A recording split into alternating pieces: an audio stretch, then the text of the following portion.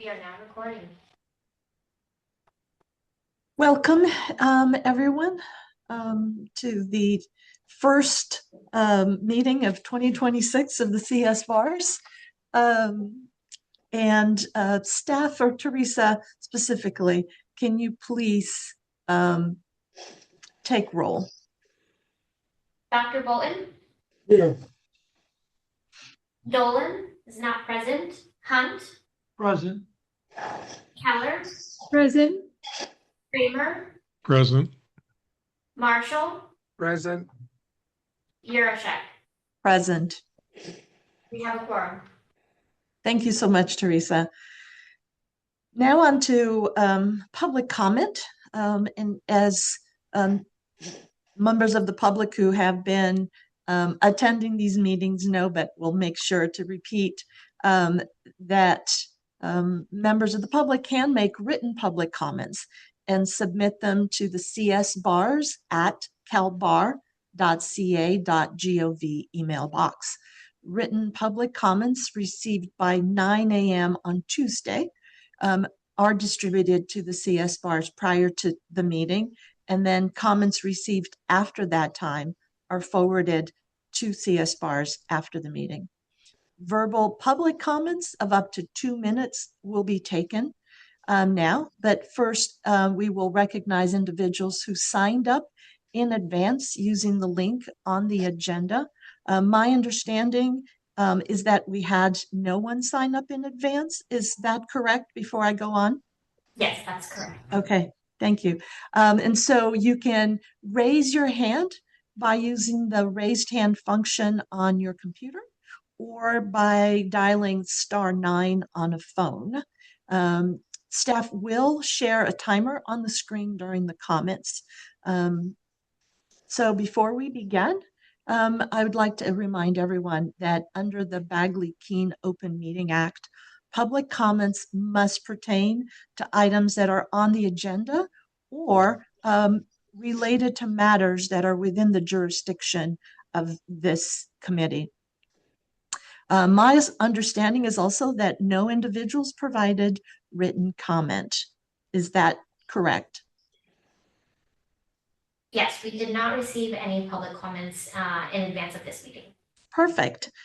So we'll start with any individuals who would like to provide public comment now. Currently, I don't see any hands raised. Okay. All right, so we'll move on to the next agenda item, which really is, it's labeled the chair's report. And the main thing I wanted to discuss on this agenda item is the upcoming CEB meeting, which there actually will be 3 agendas. The first agenda is the Board of Trustees agenda. That is the meeting tomorrow at 9 a.m. and that will be a standard Board of Trustees meeting. The one I think that most of us are very interested in and will be discussing is the joint Board of Trustees and the CEB agenda, which is scheduled for Friday at 9 a.m.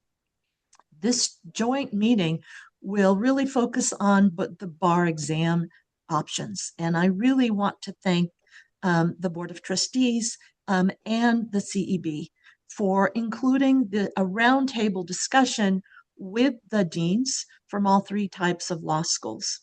There will be 6 deans who will participate at the discussion roundtable, 2 deans from each type of the law school. 4 of those deans, I'm very proud to say, serve as members of CSBARS. Dean Keller and I will be representing the accredited law schools, and Dean Dolan and Dean Hunt will be representing unaccredited law schools. And I want to specifically thank all of the deans for providing the input in the surveys. And so this is a lot of work but it's a great opportunity. There are two other deans from the ABA schools, Dean Komarinsky from Berkeley Law and Dean Clark from Loyola Law School. So it's a great opportunity to have this robust discussion about the different bar examination options. And then the third agenda, which is also very, I think, important, is the CBE meeting, which is on Friday, and it will be discussing work plans and the motions regarding inspections of law schools, etc.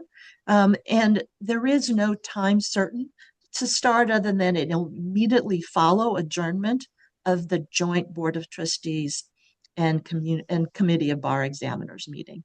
According to the agenda, the anticipated start date is no earlier than 2 p.m. So strongly suggest that everyone who is interested log on as soon as possible, and so that you can hear all of that information. Now, staff will be showing the new website, the new State Bar, having problems speaking right now, State Bar website, and specifically how to access these meeting agendas in a few moments. I have no other comments report from my end. Question then for staff. So by saying that it's anticipated start is no earlier than 2 p.m. for the CBE meeting, are we basically committing ourselves to start no earlier than then? So if the other meeting finishes up early, we're just going to be sitting around? That would be unfortunate, but Paul, I don't know the answer to that. I think it's somewhat unique the way that we've agendized the meetings, because there's several different meetings occurring in one day. I can certainly confirm and get back to you about what we mean by that no later than start time. okay. Well, I'm going to be there sitting, so it's no skin off my nose. But on the one hand, I hate to just be sitting there twiddling my thumbs because we've committed to not start earlier than 2, but I want the audience today to know when they need to start, show up if they want to see the full meeting. If I could jump in for just a second, I do expect that we're going to start once the joint business has concluded tomorrow. So just to let you all know that, and so that anybody that's attending today's meeting can expect that as well. I'm sorry, not tomorrow, Friday. Thank you. I appreciate that. That sentence is confusing on the agenda because I have read it multiple times and have communicated that to multiple people. So I'm not, maybe some information regarding that clarification as to immediately and then whenever that may be, including earlier than the anticipated 2 o'clock. I will be there much earlier, but I think that is a possibility of confusion and people missing out. Thanks, Blake. So next, speaking of the website refresh, Natalie, can you give us a little bit of information about the refresh of the website? Sure. I'm actually going to just talk through it, but if there is any page that you would like to see, we can go ahead and bring that up. I just want everyone to know and to take a moment to take a look at the new State Bar website. It's still at the same address, calbar.ca.gov. The main change that you'll see is that the main agendas for the admissions page, which you probably commonly look at, but others as well, would be to put the most common requests and functions from the public, attorneys, and other stakeholders available on that drop-down menu. So there's now a large drop-down menu on the left, and there is specific information on the right as far as finding your meetings. So I want to alert you to a couple of things. First of all, if you're looking for the agendas for Friday's meetings, you'll go to the public because this is a meeting open to the public. And then on the right, you'll choose the public portal. And once you do that, it'll look exactly like what you're used to, where you're finding the agenda. You'll see the agenda. Anyone you would like to attend can click on the audience link in order to watch as usual. And also you'll be able to see the link there where you can sign up for alerts when agendas are posted or when additional items are posted. And functionally, logistically, there are two separate agendas. There's a joint Board of Trustees CBE agenda, and then there is a separate Committee of Bar Examiners agenda. So for this particular meeting, you will have two separate agendas on one day happening in succession, as we talked about here, as the joint Board of Trustees and CBE meeting ends, the CBE meeting will go ahead and begin. Are there any questions about how the agendas look or where you need to go to find what you need? Okay, great. And then under the admissions section, you'll see an expanded area where the applicant portal can be accessed and also where common functions are. And for law schools, you'll see the law school directory page, which will be the most common one that you'll use. And once you click into that, it'll look like the page that you're used to. The tiles are a little bit larger now for each school, giving the contact information for the school. And at the bottom of the page, you'll still be able to find the rules as usual. So everything should look familiar once you're on there, but just take a moment. In particular, you may be getting questions from students about whether substantive information has changed. It has not. It's really just the look and feel of the website. So just wanted to let everyone know. And before we move on from the website, I wanted to just tap Cody for a moment to talk about not so much something on the website specifically, but the communication that's going out related to the bar exam. Can Yeah. I just add one quick thing? Sorry. I wanted to reinforce the information that the dates for the meetings, CSBARS as well as the CBE, et cetera, are on that page that Natalie mentioned under calendar. So I know that there was an issue with the refresh and some of the dates were mistakenly left out, et cetera. They are all there. I like to calendar the dates way in advance so that there's a time on my calendar and not wait for the 10-day notice. So I just, if you, even though you're signed up for notice, I would strongly recommend that you look at that really nice, click that button for calendar and you have all of the dates. Thanks, Dean Yaroshek. Yeah, you'll go to the CSBARS page. On that page, you can find the roster of members. You can also find the calendar link. And it is true, when the new skin came up, we previously had the 2026 calendar. It arose with 2025, so we did need to go ahead and replace that. So the dates that you need are there for the remainder of this committee year. And we would also appreciate it if everyone could calendar those dates and attend and participate. And also very soon on that same page will be a link to the application to apply to be on CSBARS. So we'll mention that at the next meeting. Applications will be open until June 30th.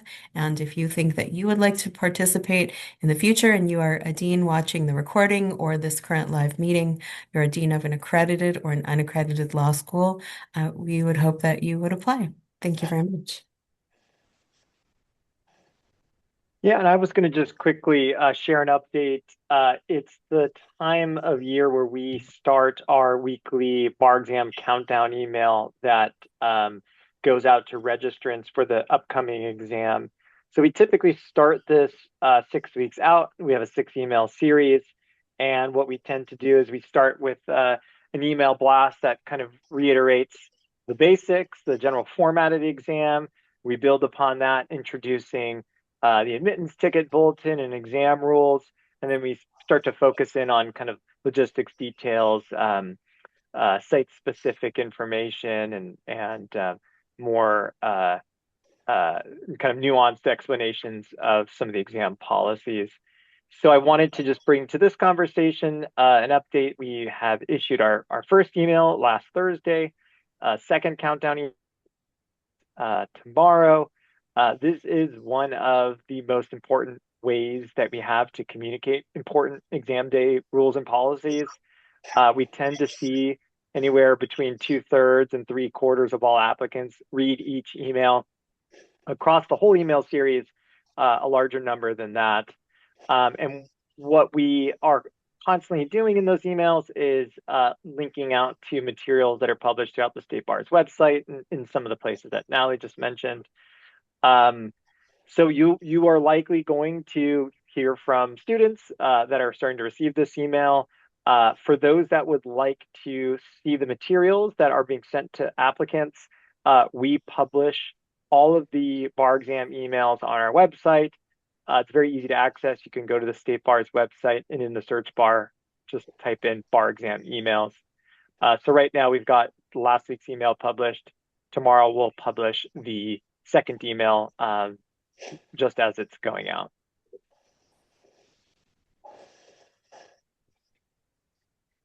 Thanks, Cody.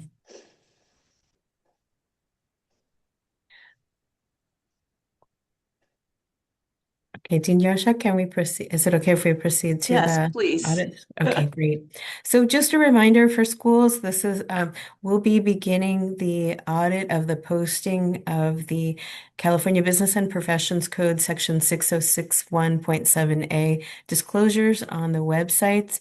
As in past years, we'll remind you of the requirements and have each school provide the opportunity to demonstrate that it has complied.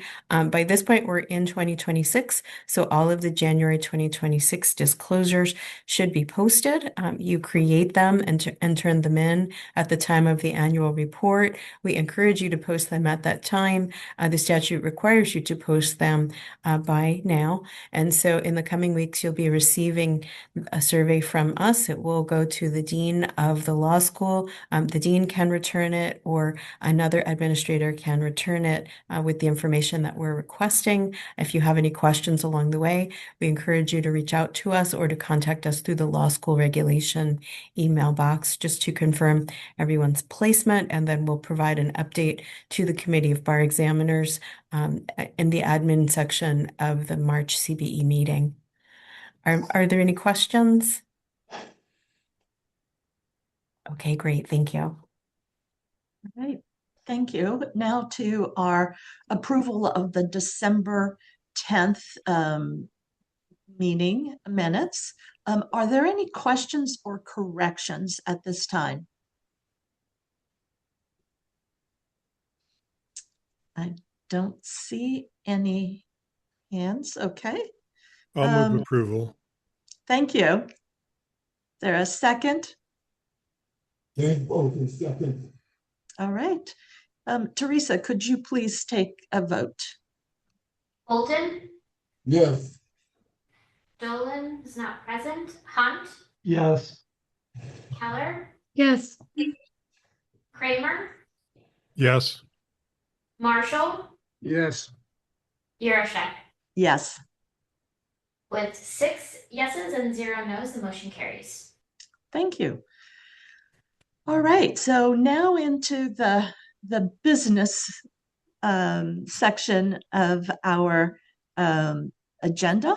And the first item is, 4.1, which is the discussion of the CEB work plan priorities related to this committee. Natalie, will you help us with this discussion? Of course. In a few moments, but not quite yet, we'll go ahead and put up the work plan. But I want to reinforce some of the points made earlier about the process and see if there are any questions before we do so, while we can all see each other to talk about it. So each year, the Committee of Bar Examiners makes a work plan.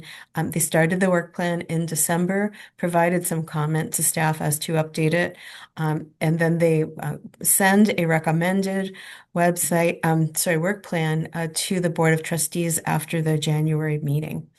So after the meeting, CSBARS met, reviewed the CBE's work plan, also gave comment.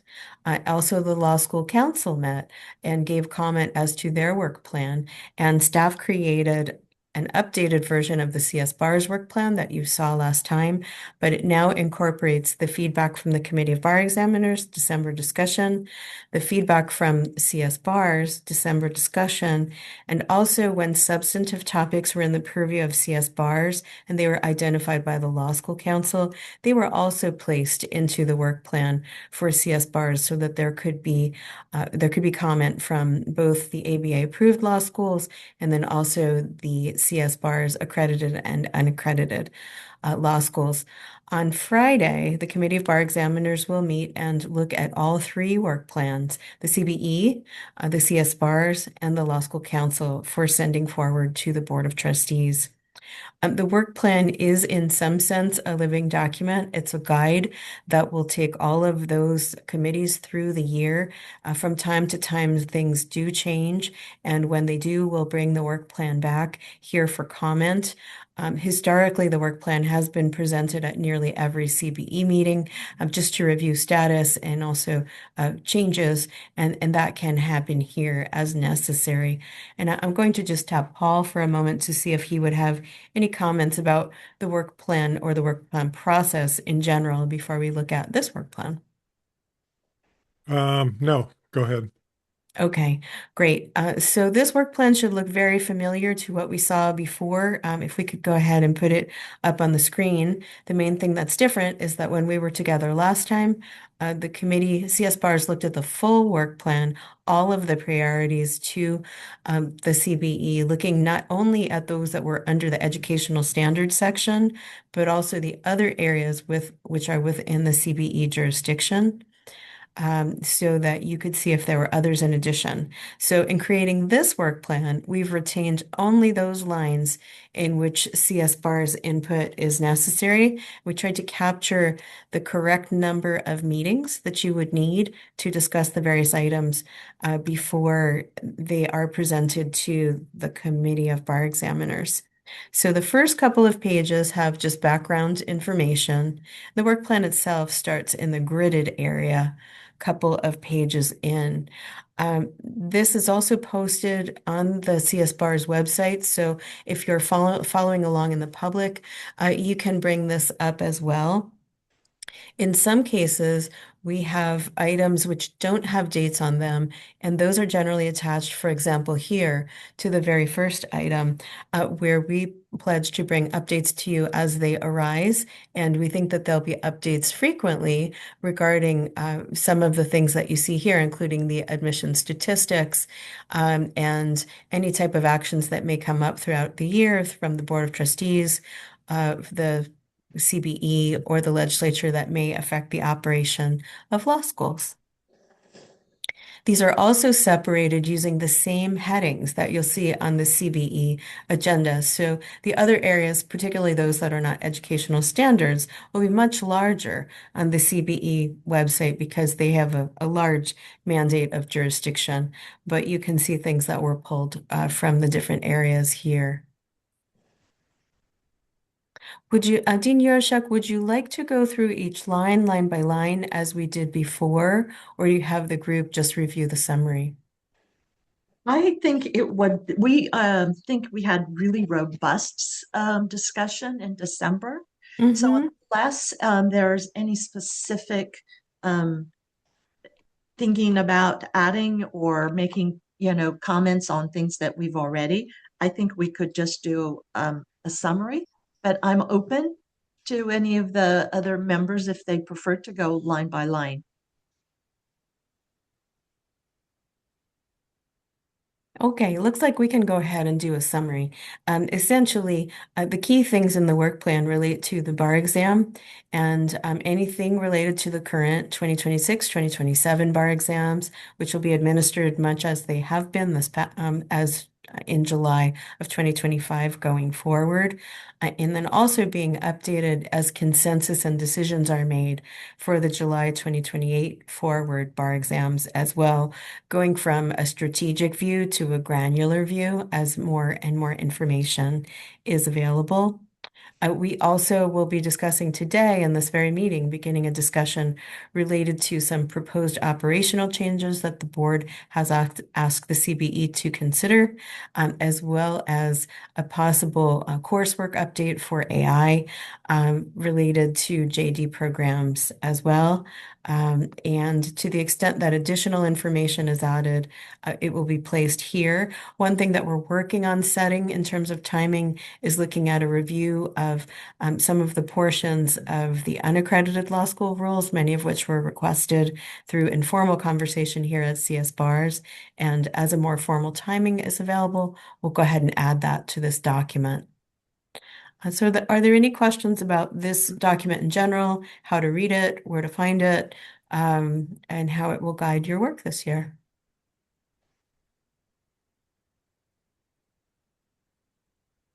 Dean Keller.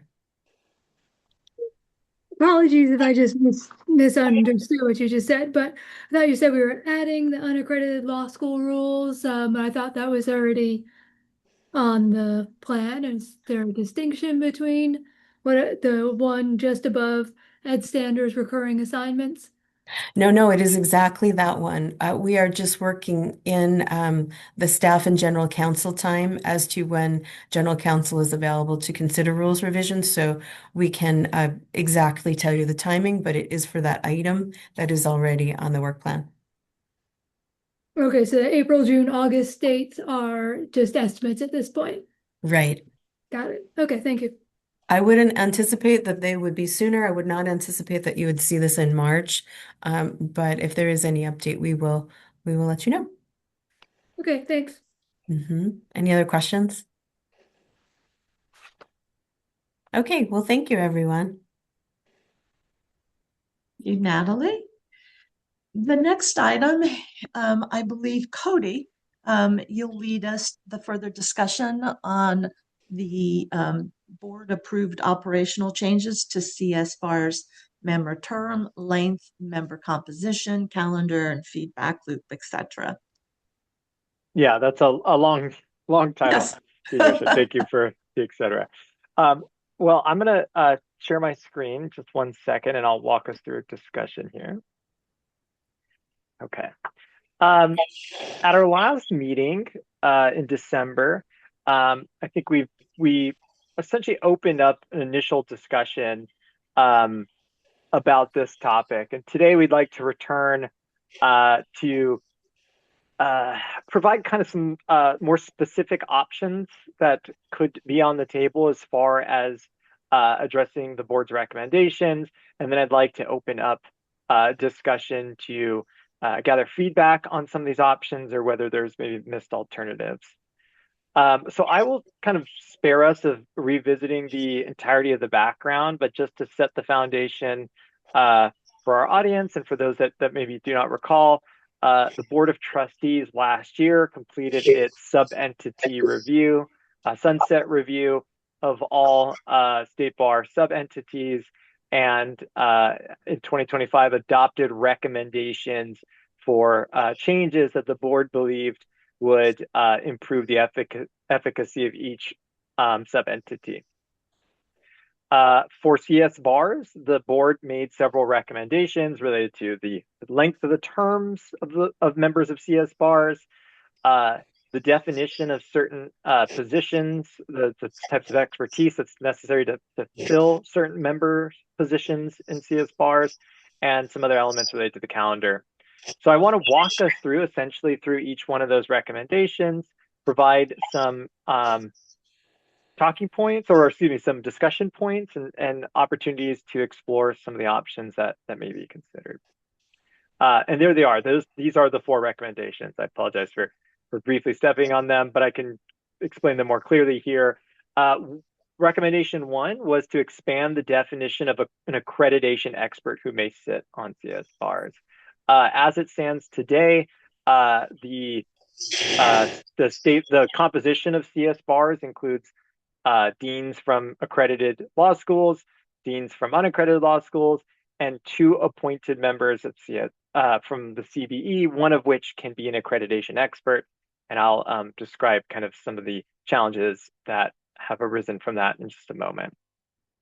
The board approved a recommendation to shorten the member term lengths. Currently, CSBARS members have 4-year terms. The board recommended shortening the terms, but left the final details somewhat open. They had recommended either 2 or 3-year term lengths, and those are the options that we want to discuss today. And then the board recommendations covered formalizing the feedback process between CSBARS and the Committee of Bar Examiners. Because CSBARS serves as an advisory body to CBE, I'm going to walk us through some of the steps that we think have already been taken to kind of improve that feedback loop, but open the floor for discussion about whether there's more work that can be done on that front. And then we'll talk about CSBARS calendar in relation to the CBE calendar. So starting with recommendation 1, broadening the definition of an accreditation expert. As I mentioned, one of the members of CSBARS may be, quote, a consultant with expertise in accreditation issues. The purpose of this position was intended to provide independent insight on accreditation practices and trends. The thought being that bringing in those independent insights would inform discussions around the rules and guidelines and other matters that impact the state bar's oversight of law schools.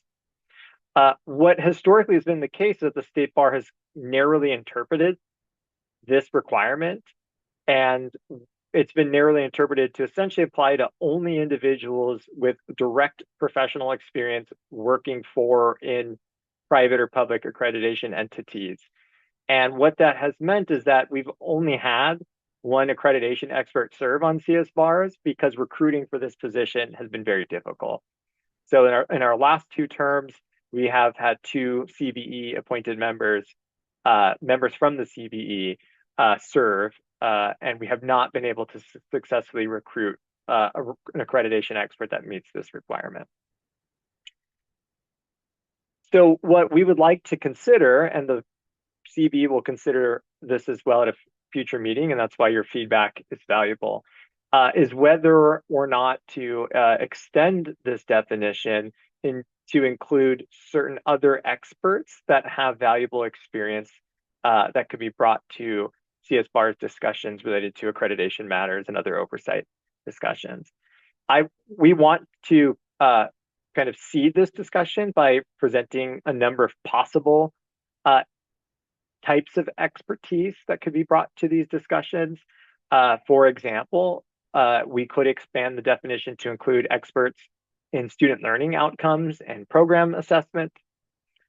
We could expand this definition to include researchers, policy professionals, and other kind of nonprofit think tank leaders who work on accreditation policies and practices. We could expand this to include individuals with experience administering and assessing outcomes of educational programs, and perhaps with a focus on first-generation students or non-traditional students because of the makeup of our accredited and unaccredited law schools. And that this list continues, perhaps expanding to include former law school deans, presidents or administrators, or maybe even including former consultants that have served the state bar in its inspection and oversight of law schools. So these are just a few possible areas that we could expand this definition so that we can bring in the right type of expertise and also make recruitment easier for this position. I'm going to walk us through the other 3 recommendations and I'll open the floor. So hold this information, but I'm going to be interested in getting feedback from members about what types of experts would be appropriate as a member of CSBARS. The second recommendation is to shorten the CSBARS term length. It was the board's belief that shortening the term length would mean that law school deans who aren't currently serving would be able to cycle in more regularly, and there was a belief that that would better support participation in CSBARS. There are pros and cons to a 2-year or a 3-year term. I think a 2-year term certainly may achieve the board's intention to have more deans participate more regularly, but it also could negatively impact kind of the continuity of CSBARS as it explores issues that require deliberation over multiple terms or multiple years. And certainly from staff's point of view, recruiting every 2 years certainly increases the onboarding and recruitment staff time necessary to open up applications, review them, and all the tasks related to filling positions. A 3-year term, again, the board provided a recommendation that'd be 2 or 3 years. So a 3-year term might strike the right balance between the continuity of longer terms and the hope that we have more dean participation. And then, of course, it would lessen the impact of some of the recruitment costs and personnel time used for onboarding new members. The third recommendation was to align CSBARS and the CBE calendar. Currently and historically, staff work with the CSBARS chair to set the annual meeting calendar. I think we have found, certainly at least over the last few terms, that there is a preference to have CSBARS meetings just days before the CBE meeting. That allows members to respond directly to the upcoming agenda with all of the CBE agenda items material posted. But some of the setbacks are that it limits staff's ability to incorporate CSBARS feedback into the materials that are included for the CBE on certain topics. And that sometimes it's sort of complicated the advisory role that CSBARS takes, because there are times in which CSBARS ultimately discusses a topic before the CBE meeting and before the CBE has a chance to consider and issue a more direct referral for certain types of feedback. Some of the scheduling challenges too are just directly related to kind of the logistics of the calendar. Right now, we have a pretty regular window of scheduling for CBE meetings, and particularly between our March and April meetings and our June and August meetings, where there are exams located near the scheduling of the CBE meetings, and then there's back-to-back meetings. It can be very challenging to find kind of the right cadence of our CSBARS meetings in relation to the CBE meetings. But it's some of the options I think that we have been considering to be responsive to the board's recommendation are the following. We can maintain the current schedule, meaning the CSBARS meetings will be scheduled directly before the CBE meetings, but we can be more mindful to coordinate CSBARS agenda so that CSBARS members are discussing topics that will be considered at future CBE meetings. Because we have aligned the CSBARS work plan and the CBE work plan more closely, we can better anticipate not only what will be discussed in a few days, but what will be discussed at the meeting following that. And so we may decide that ultimately it's best to keep our current scheduling structure, but to be taking advantage of the alignment of the agenda or the work plan so that we can collect that CSBARS feedback in advance of the meeting that occurs in a month or two from now, and be able to package up that feedback in formal materials. Doing so would also, we would retain the flexibility for CSBARS to occasionally have short notice feedback on topics that are scheduled in just a few days. So this could be an option that really strikes the right balance. Another option would be to schedule CSBARS meetings several weeks in advance of the CBE meetings. We post the agenda materials for all of our meetings 10 days in advance of the meeting, and then we attach agenda item materials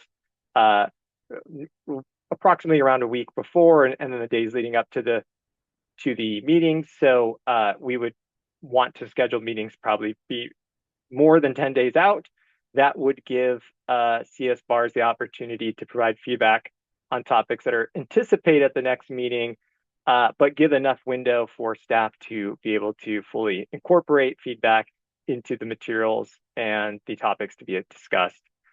That's ideal from a kind of a documentation of feedback and advisory kind of channel. But I think one of the challenging things would be the kind of proximity of those meetings to topics that are of importance. So controlling which body discusses a topic first in a way that really supports that advisory relationship, I think becomes more complicated when we have scheduling that's maybe 2-3 weeks in advance.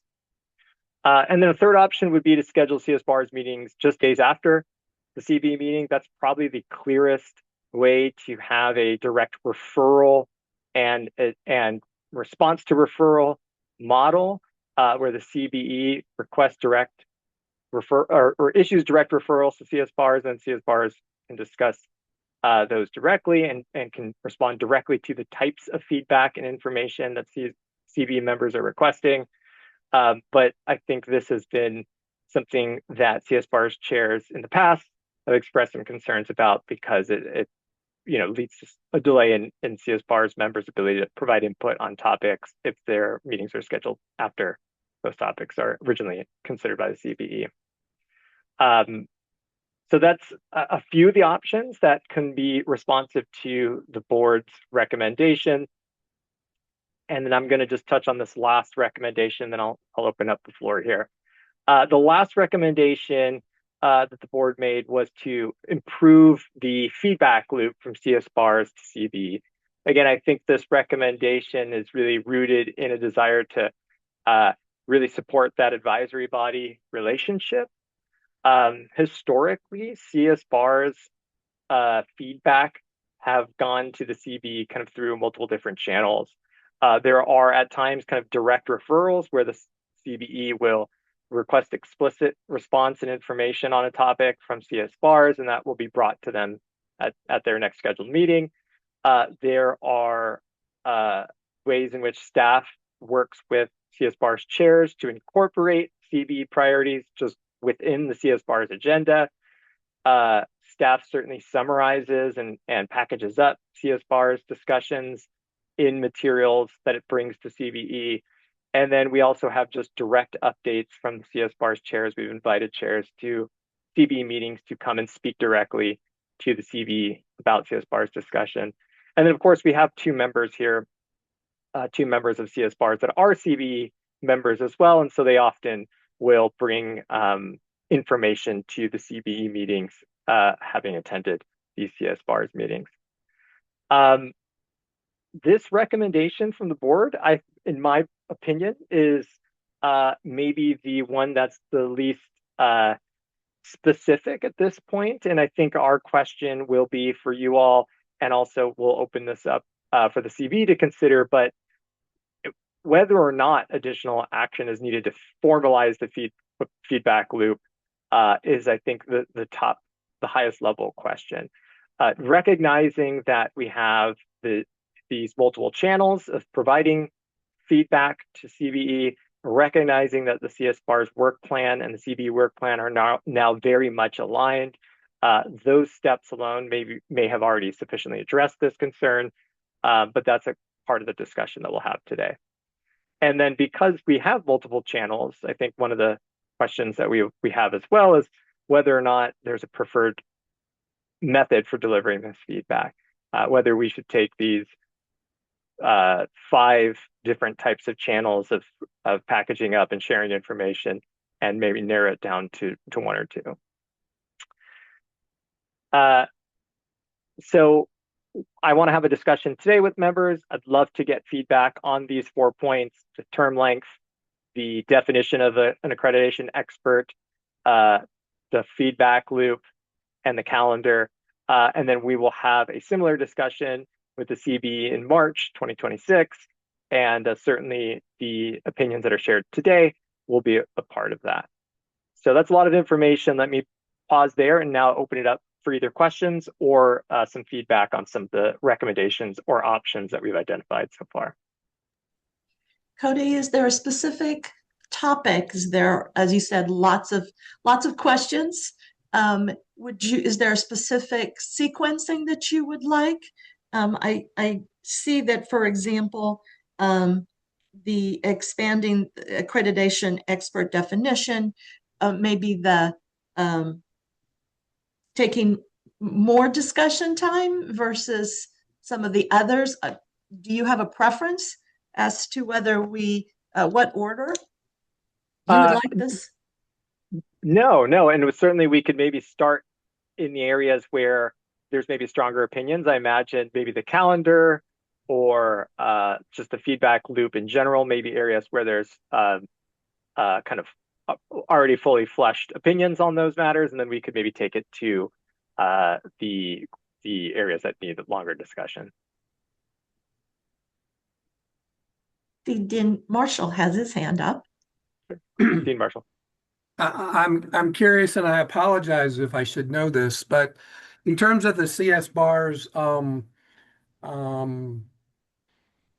what am I trying to say? The pool of chairs that are available. How many members can sit on CSBARS? Is there a range? Is there a limitation? Is it 8, 15, 16? And I ask this because I think it's relevant to how many different diverse experts you want on. I mean, that expert definition was very, very long in terms of who might qualify to give valuable, relevant input.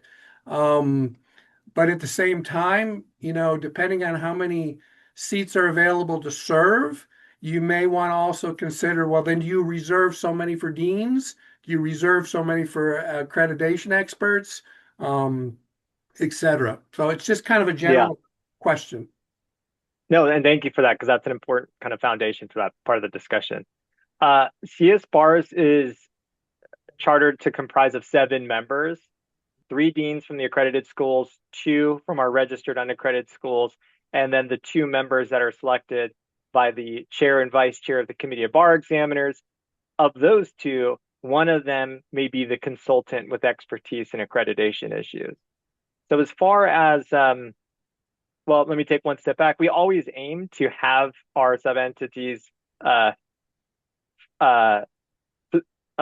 positions fully filled. And so we try not to have vacancies. So ideally, CSBARS has 7 members. As far as which law school deans can participate, that the way that it's currently made up, we would always have 5 deans from the law school. So there's a limited pool of participants there amongst our law school deans.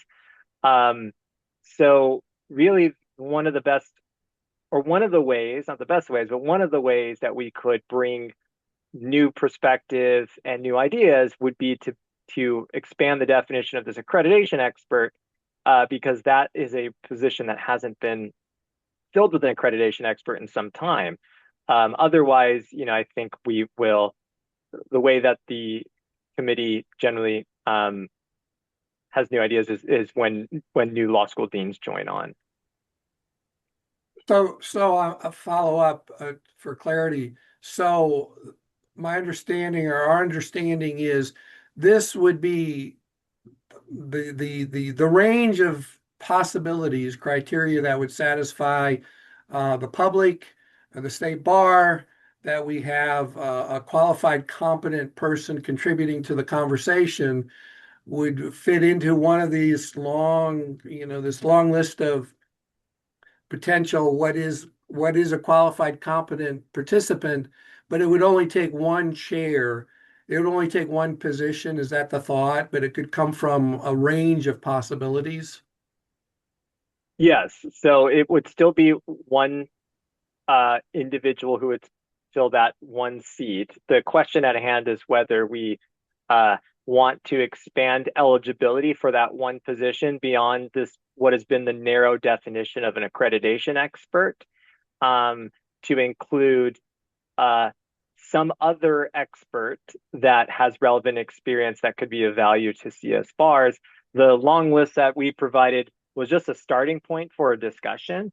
So really what we're asking of members is just to share their opinion of who they believe, what kind of expertise they believe is appropriate for someone who would join as a member that isn't a dean and is not one of our committee members, committee of bar examiner members.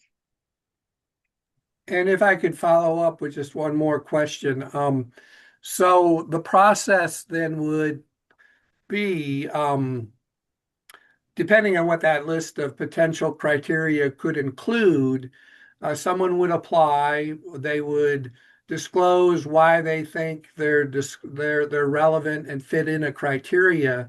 And then that application and the decision to nominate and appoint them to the committee would be processed and vetted by whom? And in terms of then holding that criteria or holding an accountability to that process, that this person would be a relevant and important input to the conversation?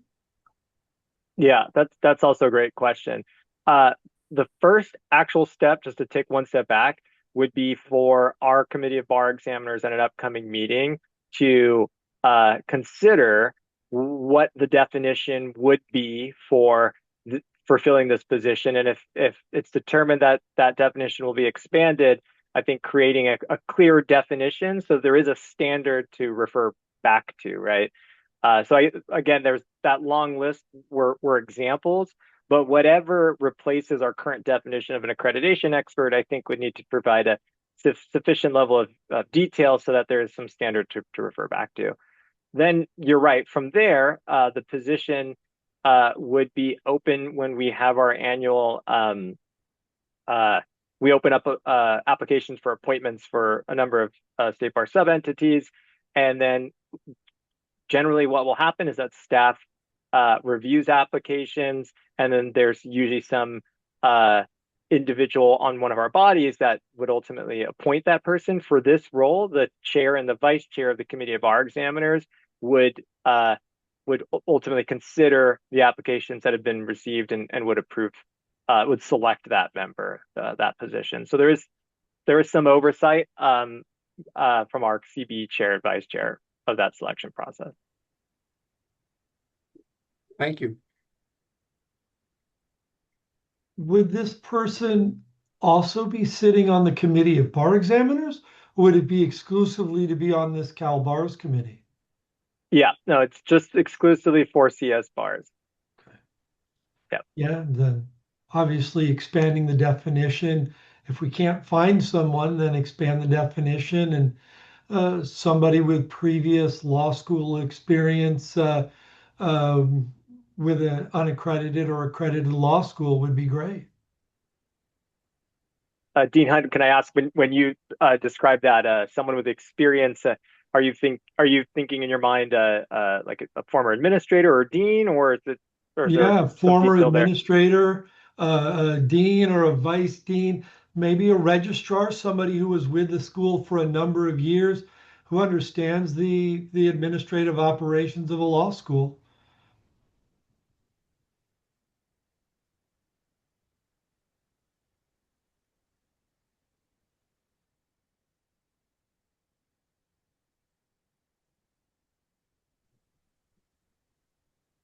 I I'm just believe, I was going to say, I believe Jean Feller had her hands up.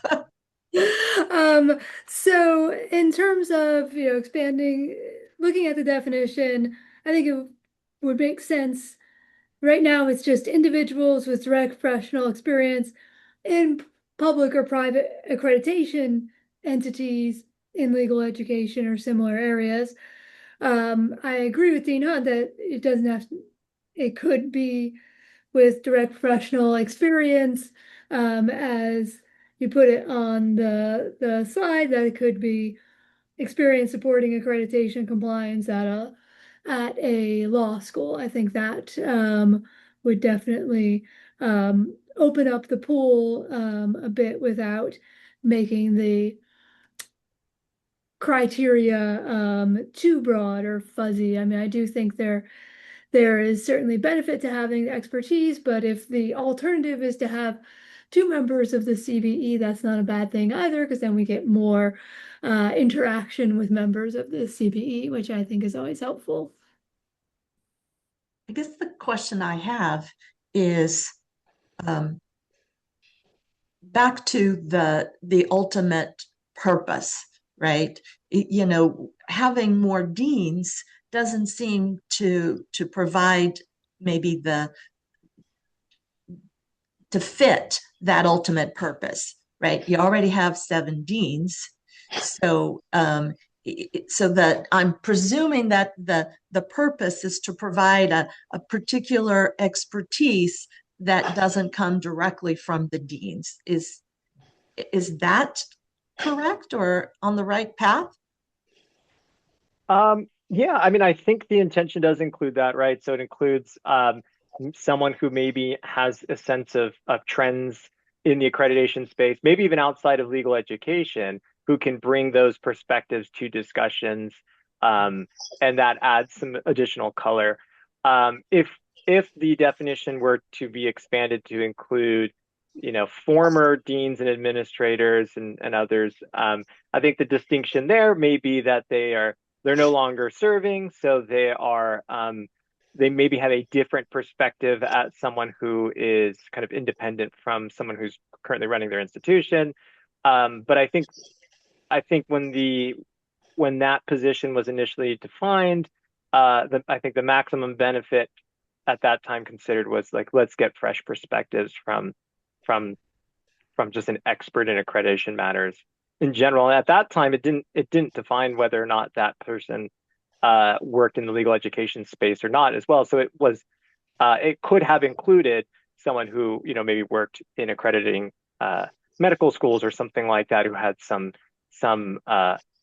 transferable skills, but maybe some ideas that haven't been in front of CSBARS or CB in the past. Or someone who, for example, has experience with WASC or one of the Sure, yep. other national accrediting bodies. Okay, Yep. thank you. Yeah. And I That mean, would that's be an my interesting example with jointly accredited status for accredited law schools really kicking off this year. You know, someone with accreditation experience in one of the national accreditors, that could be a valuable perspective to bring to discussion. Dr. Bolton, sorry, you've had your hand raised for a while. Yeah, I think if it's started thinking, if it's identified specific skills that we need by the SAP. And then if we interfaces with the skills rather than talent and experience. Talent and experience is enough, and then it's the competency. Dr. Bolton, I'm sorry, I had trouble hearing some of that. Could you maybe repeat that one more time? Yes, I'm saying I think we should identify specific skills that are needed in expertise, rather than including in places by talent experience. You are the specific skills of the leader.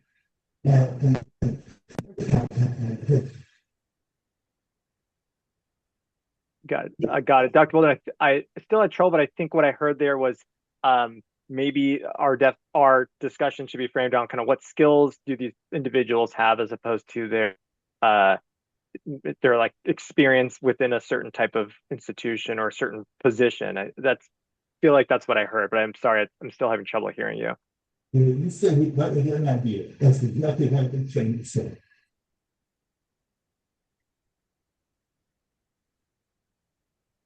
Did you hear me? Yeah, I'm sorry, Dr. Bolton. It's really muffled on my end. I said, I agree with what you just said. I agree with you. Oh, okay. Okay, good. Thank you. I see. Natalie. Natalie, Oops. yep. Sure. Okay. So just to build on what Cody had said before, Dean Keller would remember when CSBARS was first formed, and one of the first things that was going on was a review of the accredited law school rules.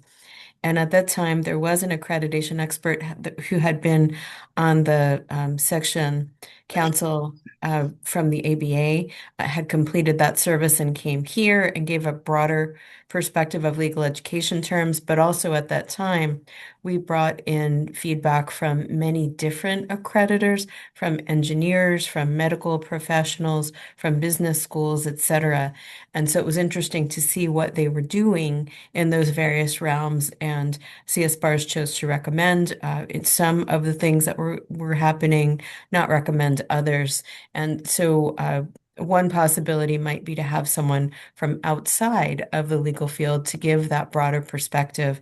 And interestingly, online education is something that is of interest to many of the schools, and many of the schools outside of legal education have actually had a longer tail of experience in those areas. And so that's a potential idea to consider amongst all of these others.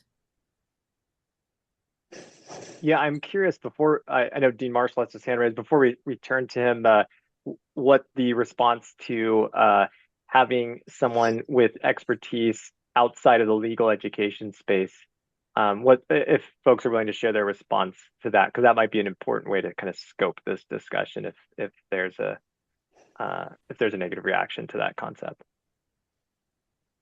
Well, even though I had my hand up for another reason, I would support that in terms of creating a more robust, informative CSBARS.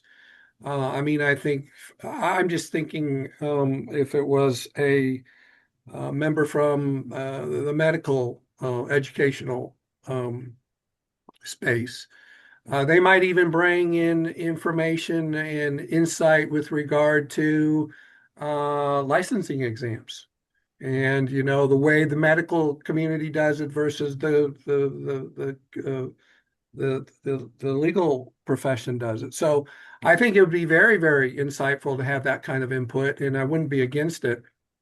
I had my hand up also to point out. I don't remember the long list, but certainly some of our own retired deans have extensive and relevant experience. And I hope that whatever list we come up, this new definition, that it'd be more inclusive than exclusive. And I think that's what we're trying to achieve. But would that be a place where even some of our retired deans could serve in that open position? Yeah, Dean Marshall, I think that's exactly the kinds of ideas we want to explore. So that could be a possibility, and I think I'll note that as something that was of interest to at least one of our members here. I think that, at least from my perspective, broadening that definition to include national accrediting individuals, right? Outside entities, non-legal. If the whole purpose is to get different perspectives and learn from what sometimes we don't know what we don't know, right? There are so many schools in terms of professional schools that who have been, as I think Natalie mentioned, for example, online education has been happening across professional entities and licensures way before law schools. And so I think to get that fresh perspective going national, right, going outside of the legal field, because there'd be a good balance with the majority of the individuals on the board being specifically the law schools. Dean Keller, I see your hands raised as well. Yeah, I mean, I would just agree. I kind of thought the current narrow interpretation also went beyond legal education. So I think if we're talking about accreditation expertise in a parallel field who could bring different perspectives, that would make sense to me as well. Yeah, I think the way our current definition is that someone who served in a kind of professional capacity in one of these national accreditors likely could have already applied, so that may not fully address the recruitment challenges. We certainly, I think, have heard that that's appealing to some members, and so perhaps we can, try to increase our outreach on those fronts. But to Dean Marshall's point, being more inclusive is certainly what the goal of this is, that we have less trouble recruiting for this position.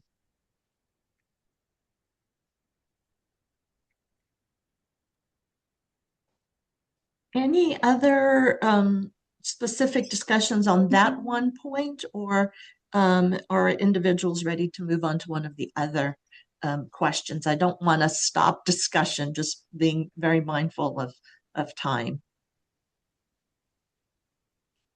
Okay. Cody, you mentioned the formalized feedback process as I found it very fascinating because and again, this is only my second year, but I feel like the key change that I have seen is that alignment of the work plan. And I think that is going to be very, very helpful to provide a good feedback process, right? The knowing what's on the CBE calendar and at what month is going to be, right? And being able to then plan backwards is key. To me, that's really the key, right? When we're not aligned and there's not enough feedback with the work plan itself, right? Then we don't know, we're up to, should we have discussions or feedback before or after, right? But if they're aligned, it's a work plan, right? It's a project management issue in a way. So I feel very confident that this alignment, and maybe it's not new, but it's just new to me, helps me feel confident that that feedback loop will be much better because of the alignment. There really aren't any unknowns, right? We know what months. We just have to plan it. Yeah, and that is part of the board sub-entity review was a new policy in which all sub-entity work plans go to the board. So this, I think we have referred to the CB work plan in the past, but this is I believe the first time that we've created a formal work plan that was aligned in the way that it is today. So I appreciate that you've already found that to be of help and valuable to CSBARS. This recommendation, as I mentioned, is probably the one where there's the least amount of specificity as far as what the board's recommendation is. So that's why for today's discussion and for the discussion that will happen at the CBE at their next meeting, we want to just gauge whether or not that is sufficient or some other action needs to be taken. Dean Juracek, am I hearing that you think this is a positive first step, and perhaps we see whether or not this improves the coordination of CSBARS and CBE's work? I'm only one. I would love to hear from those members who have been. I know several of the deans have been on the CSBARS multiple years. I feel like there's a lot, I feel more confident because that was one of the challenges that from last year. I didn't feel like there was a consistent feedback loop. CSBARS would discuss items, but the timing sometimes was off, right? They didn't get to CBE. Sometimes it was, and so I found right now just the difference between last year and this year. Again, it's just the beginning, but I'm feeling much more confident. But I would love to hear other feedback.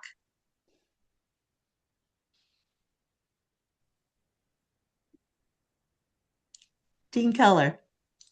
So first, a preliminary question. So the CSBARS work plan is, and I haven't done a comparison, but it looks like it's basically excerpts from the CBE work plan. Yes. Have the dates changed so that our dates are before the CBE, and how far in advance? Yeah, so the CBE work plan has a column that's deadline, and that's supposed to indicate when the CBE wants to kind of have its final discussion and take some action on an issue. And so what's not on the CBE work plan is, let's say the unaccredited law school rules we have listed for deadline of October. It will likely be considered by the CBE, or a discussion will be had prior to the October meeting, but we imagine that October meeting being where some final action's taken. So for at least for the CBE meetings, we have on there just a deadline. What we've added for the CSBARS and the Law School Council versions of the work plan, you're right, Dean Keller, there's excerpts from the CBE work plan. We've added a column to the right that indicates just a brief kind of description of the type of engagement that will occur. And then where possible, we've indicated kind of which CSBARS meetings we believe a discussion with CSBARS will occur. There are a few, I think, where we've left it as TBD depending on some other factors. So I'm just bringing up a copy here. I think we had for like the rules, for example, we set April, June, and August CSBARS meetings as being the meetings where CSBARS will have an opportunity to discuss that topic. Okay, great. And I see the deadline for the CBE to the left now, and understood that's going to finalize it. So I do agree that this integration and coordination should be helpful, because I think there have been times in the past, given just the timing of the meeting schedules that were done so far in advance, where something would come to CSBARS and it'd be like, well, the CBE's already talked about this, and it kind of felt like it was difficult to have any real impact because the discussion had been so far down the line. But I think being able to be aware of what's under consideration, to try to have multiple times to have very preliminary input and then further input when we have a better idea of what would be helpful feedback based on where the discussion is before CSBARS. I think that sounds like it should improve the quality and usefulness of the feedback that we can provide.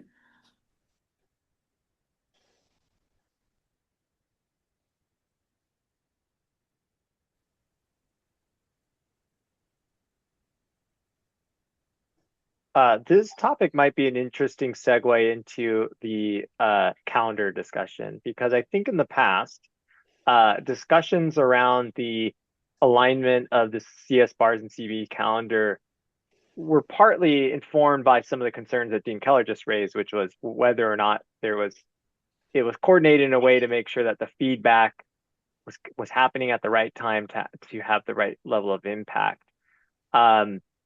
And so that's when I showed the three options, I think options where the CSBAR meetings are further away from the CBE meeting kind of came from those concerns from the past. But what I am hearing is that the alignment of the calendar maybe gives CSBARS some better foresight into the discussions that will happen at CBE.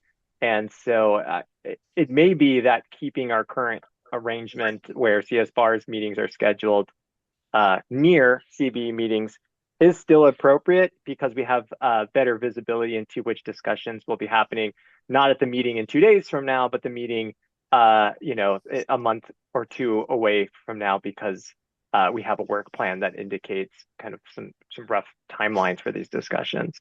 So I don't know if anyone is willing to share kind of an opinion on the calendar. But I feel like some of the options that were meant to address previous concerns maybe are less relevant today because of the work plan changes. So I just jump in and say, yes, I agree with that. And I think that, yes, when we did try a couple of times to have the meeting farther in advance, then we'd be looking at the agenda, and maybe the agenda would be up, maybe it wouldn't. Or if it would be up, there'd be no attachments. And so it was hard for us to provide any insights. But with the current timing plus the work plan gives us the ability to start thinking about the future topics before the CBE, and also if something has been posted for the upcoming meeting, we have that chance to at least get it before the members of the CBE who are also members of this committee. The only thing that we don't know is the dates of the meetings, the CBE meetings, that they will be discussing it. We just know the deadline for decisions, right? But the way the work plan is scheduled, we're meeting in, let's say, CBE information or deadline June of 2026. It's on CSBARS for March and April. That also gives us an opportunity if there are meetings, a CBE meeting in March, right? We can then discuss it in April, right? So I love that the fact that we're at least having 2 months meetings for some of these discussions, and some of them may need 3. And in the December meeting, that's what we did, right? And so, saying all of that to say, I think we should try the current calendar.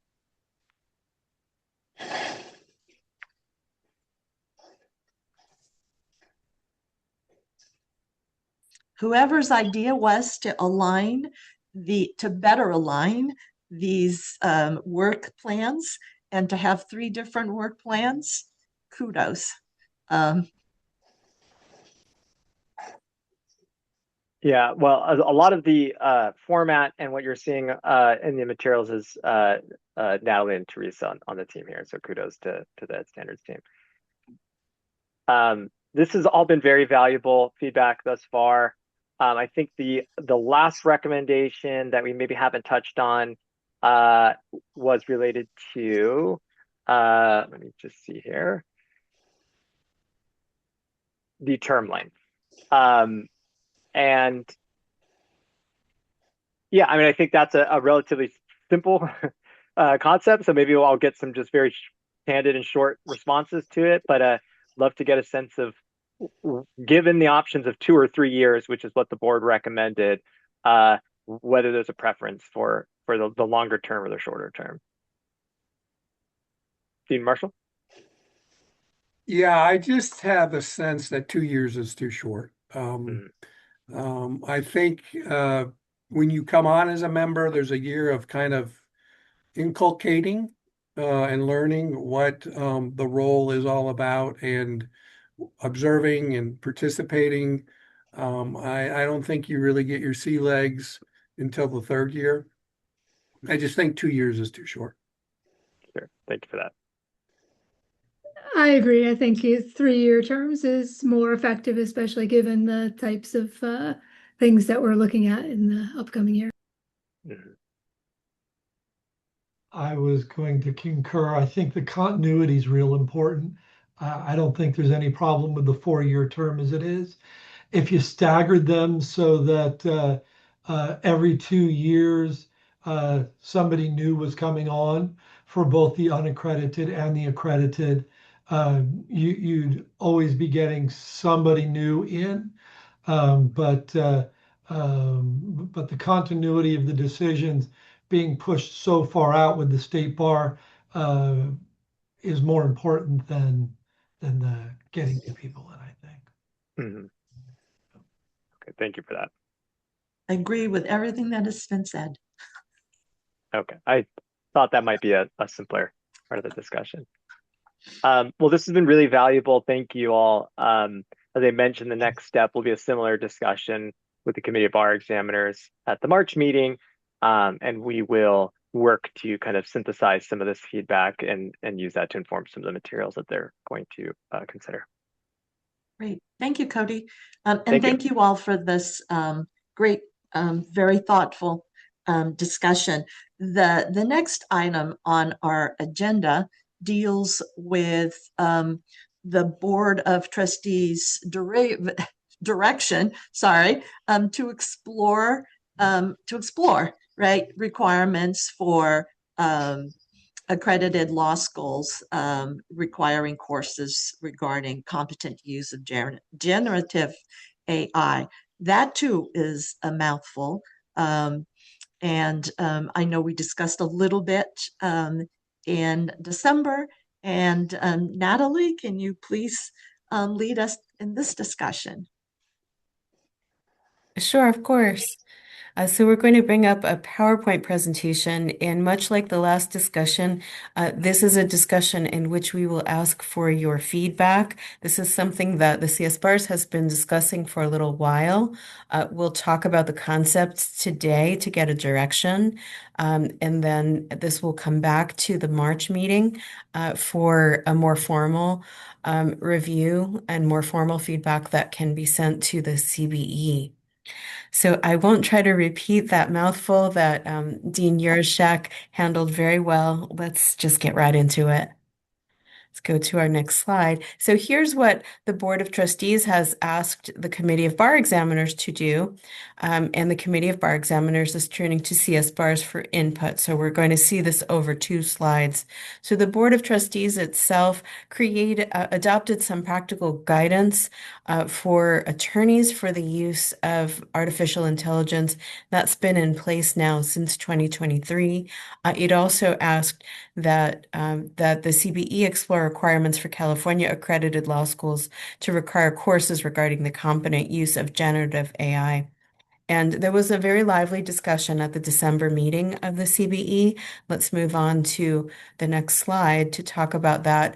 The committee was very excited about this as a possibility.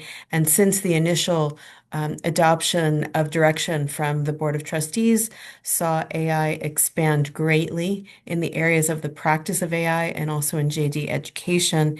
And so they added to the work plan that we've also just seen to consider revisions for unaccredited law schools as well. So the original directive, accredited law schools only, now expanded to both accredited and unaccredited. So the things that we'll be talking about today will encompass both. And if you think there are differences in how this should be effectuated in the types of schools, then we should talk about that too. Separately, the committee also talked about an unrelated item, which is to add a similar review for those in the law office study program. Though that's outside of the purview of CSBARS, we just wanted to show you the consensus and direction of the CBE. They felt that it was very important to look at this topic across all manners of legal education that are under its monitoring capability and jurisdiction. So let's go on to our next slide. So your task is to provide feedback to the CBE as it considers the Board of Trustees directive and returns feedback to the board, potentially in the form of a rule revision for both accredited and unaccredited law schools. Let's go to the next slide. So how did we get here? What's been going on in the meantime? AI has been expanding rapidly. We've been discussing it here. I understand that many people here on CSBARS and outside have been attending many meetings, conferences, experimenting in your own JD programs. And CSBARS began by thinking about practical guidance, unsure of how quickly the use of AI would spread in legal education and legal practice, but finding that it has moved very quickly. Many courts have AI policies or position statements. In fact, most at this point. AI has the potential to assist in legal practice, but it must be used appropriately, and it must be used effectively with skill to ensure accuracy and avoid bias. And we find that most law schools are just proactively already incorporating coursework, practice, etc., into the responsible use of AI. So a more specific recommendation is appropriate and was requested by the CBE as well. Next slide. So at the last meeting, we appreciate that Dean Marshall and Dean Hunt and Dean Yurashek were volunteered or perhaps voluntold to work on this project.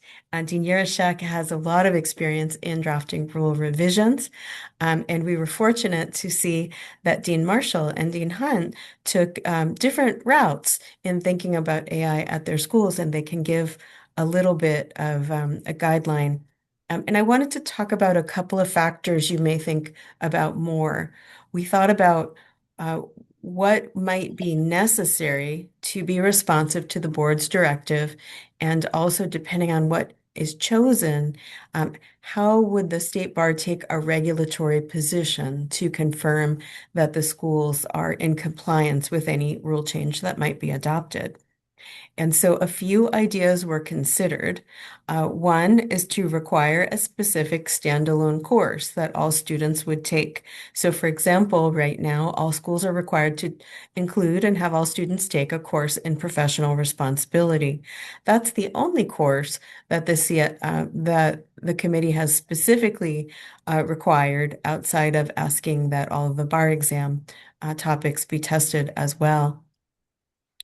Um, Another possibility is to potentially integrate that AI content into the legal research course generally taught in the first year at schools. Potentially, the time for that course could be found by freeing up some of the time that is currently spent on hard copy research, which was once a backbone of legal practice, but today is not so frequently seen. A further possibility is to integrate into overall coursework. And that might go on throughout the entire program from the first year to the last year. A further possibility is to look at the practical skills training rules. So right now, all students, whether they're at unaccredited or accredited law schools, must take 6 hours of practical skills training. That's a credit hour. And those in accredited law schools must have the opportunity to take up to 15 hours. Potentially, you could require that one of those hours be in the area of AI, a credit hour, rather than a standalone 1 credit course. It could then fulfill both requirements. And additionally, another place where it might be helpful is a topic in professional responsibility. And when we began the discussion of looking at these possibilities, Dean Hunt and Dean Marshall immediately saw some possibilities to look at this framework and maybe create some flexibility for the schools. I'll try and recount it, but then ask from them to provide some comment. It was very interesting that they each had taken a very different approach. And so one possibility is to require a standalone course, or in the absence of that, demonstrate that the content has been integrated into the legal research course or overall coursework. And both seem to like the idea that it should also be required as part of the professional responsibility section. So I'll turn it to Dean Marshall and Dean Hunt at this point, just to give an overall thought about that. And if you'd like me to show any of the coursework from University of Laverne, Dean Marshall, just let me know. So let's start with Dean Marshall. Sure, thank you. From where I sit in the legal education cosmos, and I think all of us sit, we cannot ignore, obviously, the use of artificial intelligence in the practice of law. I don't think any industry can. I mean, even the medical profession is being driven by artificial intelligence, and it has great value. And I think we all have to recognize that. It is part of the practice of law now. And it's only going to become more and more part of the practice of law. And at the University of Laverne, I think we have come to terms with that. Now, we want responsible use of it. And we've heard of numerous examples of irresponsible use. And some of that is just pure ignorance about what this artificial intelligence is. And learning up, I like to use that awkward phrase. Anyone who's about to touch it, our students, what is this beast that they have easy access to? Now, from an accredited schools perspective, we are moving forward at the University of Laverne. We have introduced an elective standalone course that we are seriously contemplating to become a required course.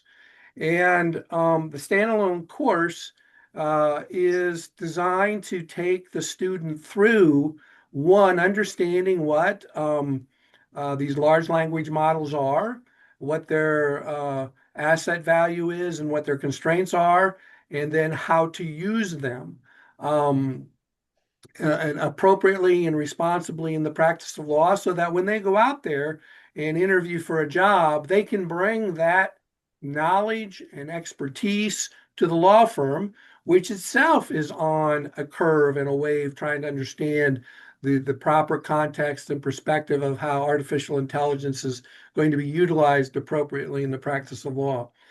From our perspective, the standalone courses, and I believe the state bar should require some kind of an accrediting principle that we are addressing this in a responsible way. The standalone course for us gives us an easy way to account to the state bar from a regulatory perspective. We can say, yes, we are responsibly training our students for the entry into the practice of law with regards to all aspects of the practice and including the use of artificial intelligence. And here is the course. Now, the problem with that is our electives are typically accessible late in their experience in law school. So this is something that they are getting brought into late in the game. And actually, this artificial intelligence should be introduced immediately and early in the game. So that brings us to these other options. To be very conscious and deliberate and intentional about integrating it in the legal research course in the door, and very conscious about integrating a culture throughout the courses. Certainly, our standalone course, I believe, will satisfy one of the practice skills topics that would be available for them to take as an elective. And it absolutely has to be accounted for in the professional responsibility piece. So when asked from a CSBARS perspective, well, what should the bar do? Well, I don't think it's an either or. As I was explaining earlier in the week, I believe it's a and or. And for Laverne, for example, we are going to 90% probability make it a required standalone course, and we will be integrating it throughout the program in a responsible way, so that at the end of the day, we can report back to our regulatory agency, the state bar, and say, well, here's where it's at. Now, should every law school follow what Laverne's doing? Well, I would say yes. No, I'm kidding. But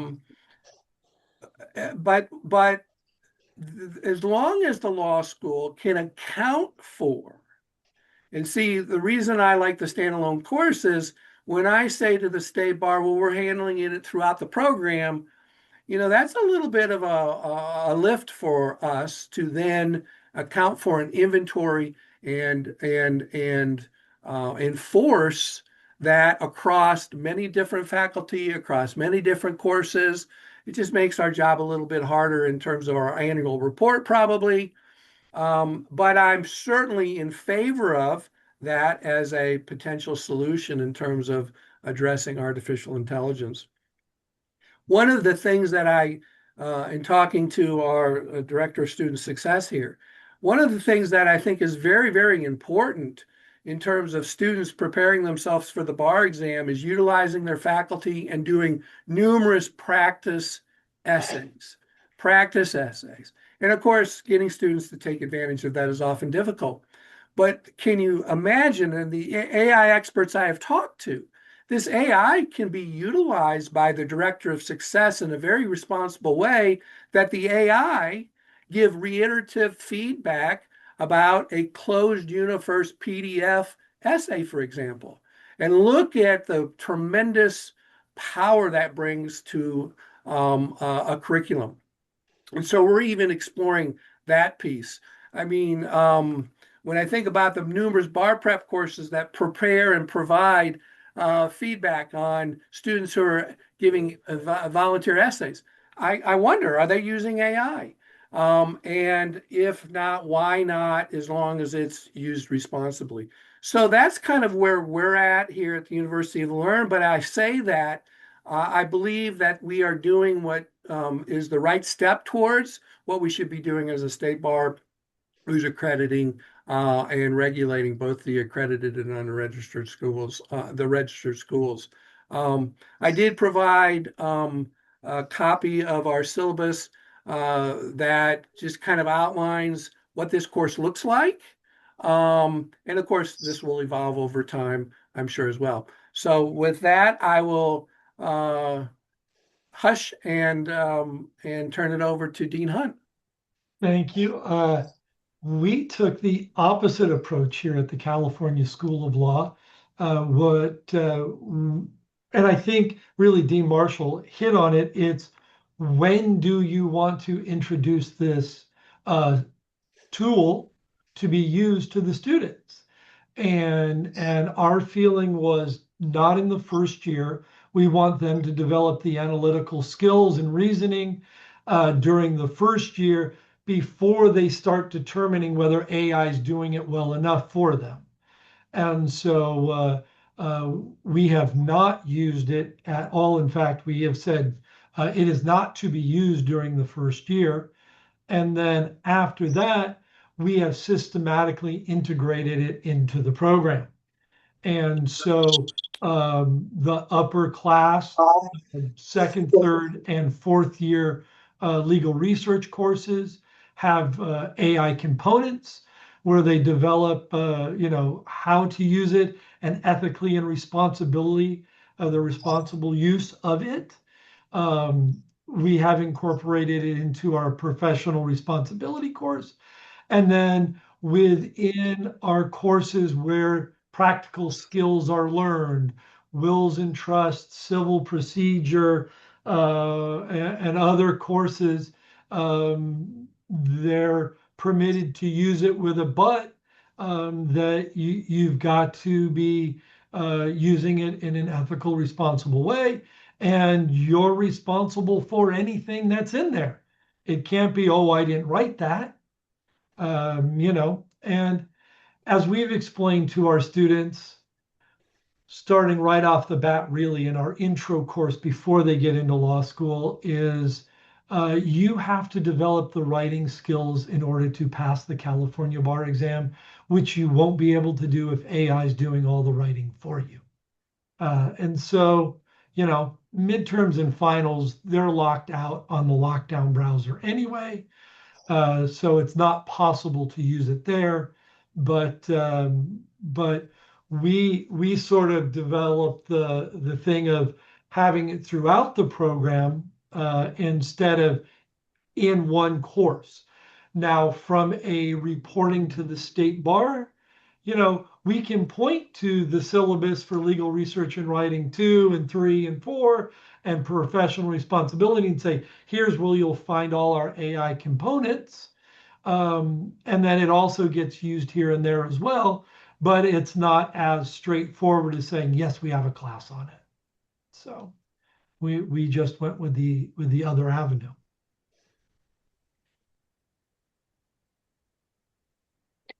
And Dean Hunt, if you're thinking about reporting, regulatory reporting, would you find it straightforward? Or are things that would help you to find it straightforward to report how you integrate this? I mean, I think we can certainly point to sections within our legal research and writing courses that the upperclassmen take, where we can say, here's where it's being addressed, substantially being addressed. And with it, learning, it's not just sort of a one-shot deal. They're going to get it once, then they get it again, and then they get it in their last legal research and writing course. It's going to be touched on in these other spots as well. And so rather than it all being dealt with in one spot, it's spread out. It gives them a chance to see how it works and how it doesn't. Um, I've enjoyed talking about AI hallucinations. I think it's funny, but a thing that happens, because one thing AI does is it tells you what you want to hear. And so it's not necessarily a reliable source to get legal arguments from, because it just tells you what you want to hear, and it'll make up cases for you if you need to have them, cases that don't exist. And so there are, serious downsides to relying on it. And so if it cites to a case that you've never heard of, you better make sure it's a real case. And I know that one thing that they do in our legal research and writing courses, they just go out and do a quick question, and then they all come back and they see how very different their answers are and conclusions that are reached through AI are. And so, that's a good learning experience for the students to see. And then before we turn it over to the larger group, could you just each comment briefly on the possibility of not the total requirement, but a portion of the requirement to be to add a section into the course on professional responsibility? Do you think, what do you see as the pros and cons? And do you think it's possible, given the content that you need to cover, to prepare your students for the MPRE?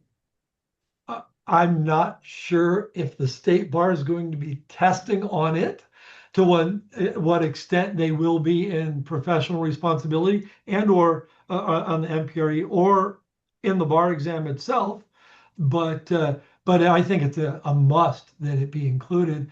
We don't have too many developments in the field of professional responsibility that are as big as this happening as regularly. And so we're certainly incorporating it into our course. Thanks, Dean Hunt. How about Dean Marshall? Yeah, I think it's imperative it be in professional responsibility, and it needs to track whatever the standards of the State Bar of California are, as well as even probably be inclusive enough to discuss what the national sentiment is about the professional responsibility and the use of AI. I mean, there's so much literature being written on even about billable hours, and so it absolutely has to be addressed in the professional responsibility. Now, is it automatically assumed that it would be? Since you're teaching a course on professional responsibility, I would think so, right? If you've got a robust course on professional responsibility, you would be hitting all the hot topics. Does the state bar need us to say, oh, and we are specifically addressing this one? Well, I don't know, but it should be addressed. Okay, thank you.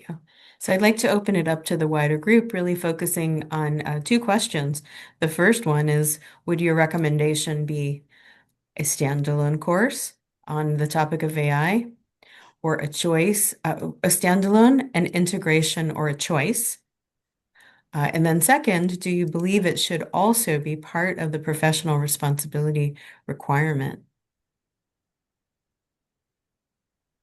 Dean Keller.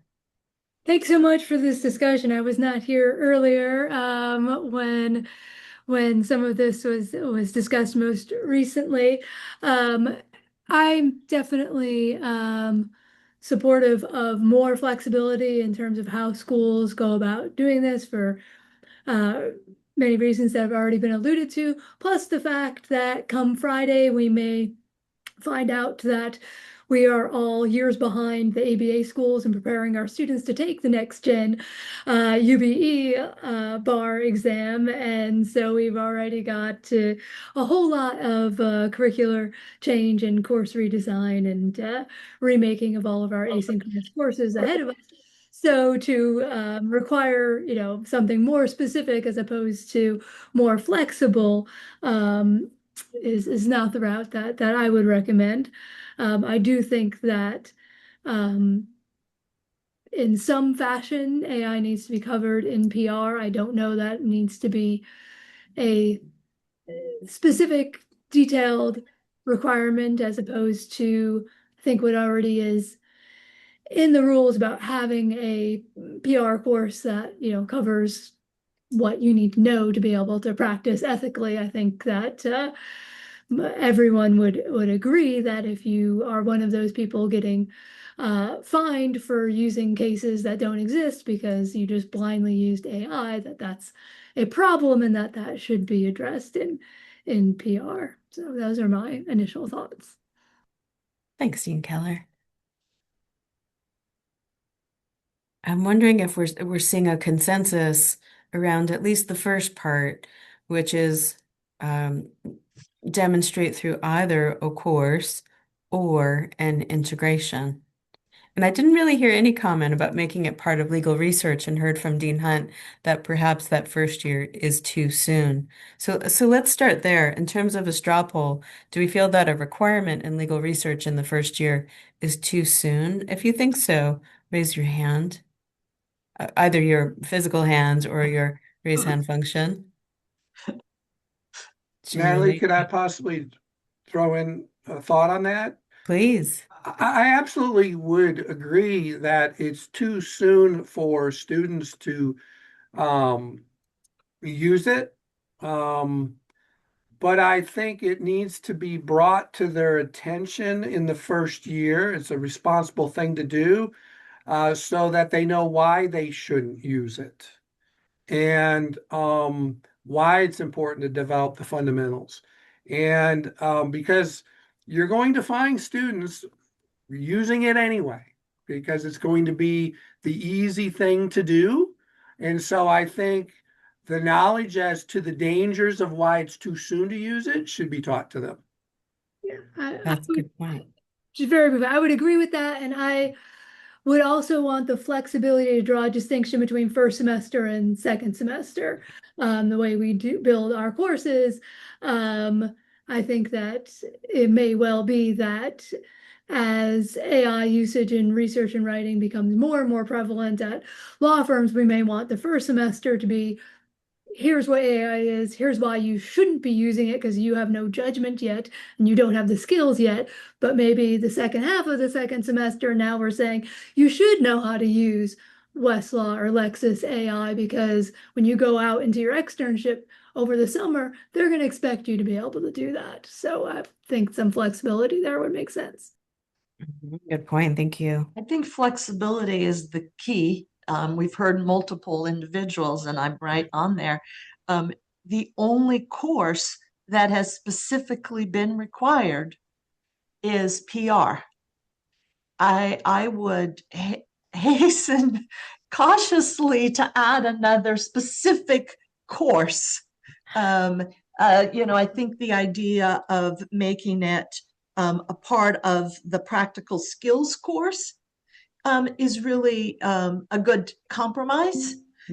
We know that from a business aspect, right, our graduates have to know how to properly, ethically, competently use all of the different models that are out there, right? So it's critical. But I also think that from a regulatory aspect, I would just really cautious adding one course that if you're adding generative AI, why not add fill in the blank, right? So my opinion would be, that integrating it into the practical skills score, saying that's really key. And then, I think it was Dean Marshall that said, and or, right? It's giving the law schools the flexibility, but putting it into that practical skills, right? And legal research and writing can be counted as a practical skills course, right? So if, our legal research and writing is taught in 2L, second year. So I don't have the same concerns as having it in 1L, but that gives us, the different schools, the flexibility to say, 2L, legal research and writing, yes, 1L? No, right? Anyway, that's my 2 cents. That's a good point. And it raises another possibility. Would you find it useful in some other areas of policy that are important? The rules require a written policy.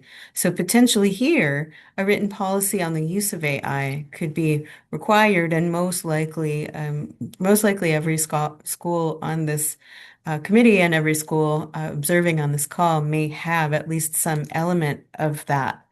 Would you find the idea of a required written policy that would inform students of their rights, responsibilities, and prohibitions to be an important and effective regulatory idea? Dean Keller. I feel like I want to be clear. Are we just now shifting sort of topics? Because we were just talking about how should we teach AI, whereas to me, the policy on AI usage, what their rights and responsibilities are, may be different in terms of like our general policy, for example, is you cannot use Gen AI unless your professor is telling you you can. And so that to me is a kind of a separate issue. And I don't know that that is, I think that schools have already taken those steps. I don't know that that needs to be added in terms of the regulatory aspect, as opposed to responding to what the board is saying regarding ensuring that students have the correct awareness and know their responsibilities and have the capacity to use AI responsibly and ethically. Okay. I know Dean Hunt. that we because Dean Marshall and I were on this committee, that the California School of Law has developed a written policy, and we're putting it into our student handbook as to, I think exactly as Dean Keller was saying, when it is appropriate to use, generally with faculty permission, for any work that's being submitted, and things along those lines. So we're certainly in the process of getting that into our student handbook. And whether the state bar wants to make that a requirement or not, I'm not sure, but I certainly can see why it might. So it sounds like that's something that schools are doing, but maybe out of scope and may not be necessary because the market is simply already requiring this. Yeah. Okay, so I think we're pretty quickly coming to. I'm hearing a consensus. I can just quickly go back to the slides, just to provide a little bit of context of where this could fit in the rules before we conclude. We have about 6 minutes.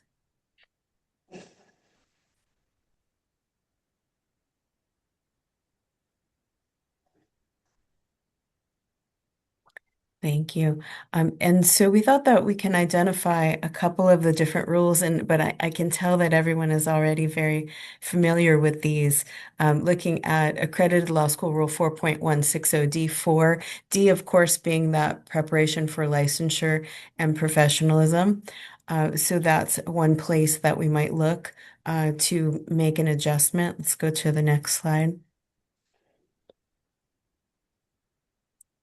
And then for unaccredited law schools, guideline 5.10, and this points to what Dean Yurashek pointed out, that right now, the only course that is specifically spelled out is that course in professional responsibility right now, and with other potential changes that could be coming in the near future, we should be mindful of what the history has been, and that this level of history has been able to create effective JD programs. Next slide. Practice-based skills, that's something that you'll find in both the accredited and unaccredited. It's in that same professionalism and preparation for licensure section for accredited. Next slide. And then it's in Rule 4.240F for unaccredited. So these might be good targets for potential rule updates that we could share with you when we come back next month. Next slide. We've talked about some of these factors just naturally, so I didn't put the slides back up because you were already hitting many of them. The timing of the course, when to include it, I've talked about that quite a bit. Also, whether it's reasonable to provide the knowledge and to provide the necessary skills practice all at once or in a single course. And it sounds like there could be different points of view. We talked a little bit about how the state bar might monitor compliance. And then another topic that was brought up in the prep is the role of training the faculty to work with AI and a different lift in having an expert that teaches a full course versus upskilling the entire faculty, and what kind of timing might be needed, and it might not be the same for every school. Does anybody have any thought about faculty member training while we're on this before we step from the slide just briefly? Or do you find that your faculty are already quite interested in this, whether that comes from their teaching or their own private practice that they do in addition to teaching? Dean Hunt. Some of our professors love it, think it's the most amazing thing in the history of, AI, and other professors think it's a curse from hell and should be avoided at all costs. And we have at our faculty meetings talked about it, of course, and discussed how to use it and when not to, and things along those lines. But there doesn't seem to be anybody in the middle who's going, well, whatever. It's either love it or hate it, I guess. So, but we certainly are planning to incorporate some degree of faculty training on how it works in general, so they at least know what they're dealing with, Yeah, so I definitely do think this is something to think about when you're choosing what could be right for your school. Yeah, Okay. I would just reiterate that we all need to be trained up on it so that we know how to instruct, whether it's a 1L context versus a 3L or 4L context. And it's such a rapidly evolving pace that as I feel I'm not comfortable with knowing how it's impacting the practice and being used and all of its values and its challenges and risks. So I think training is important. Thanks, Dean Marshall. Okay, let's go on to the last couple of slides here. So one thing that you could think about as we go forward are potential course topics, but hewing back to what Dean Yurashek had said previously, the State Bar really only requires one specific course other than discussing the doctrinal subjects. Potential course subtopics, this would be an extremely new level of specificity in an area that is expanding. I'm guessing that the thought is that schools might need to experiment with their own discretion. Is there anyone who would disagree at this point? Okay. And I would suggest that as far as the professional responsibility course, one way to incorporate it there would be to align with the professional practical guidance that the State Bar issued, because that's definitely something they'll see in California practice. So let's go to our final slide. Thanks. Actually, let's go one forward. Yeah, there we go. So it sounds like what I'm hearing was a pretty quickly developing consensus to offer flexibility to schools, potentially without an overall policy statement, and that schools have some interest in incorporating some level, but not a specified level, of content into the professional responsibility course. And the next step would be to continue to work with Deans Marshall and Hunt and Yurashek to bring back some specific rule language that you could consider next time. Any adjustments, or have I summarized correctly? Let's take the slides down.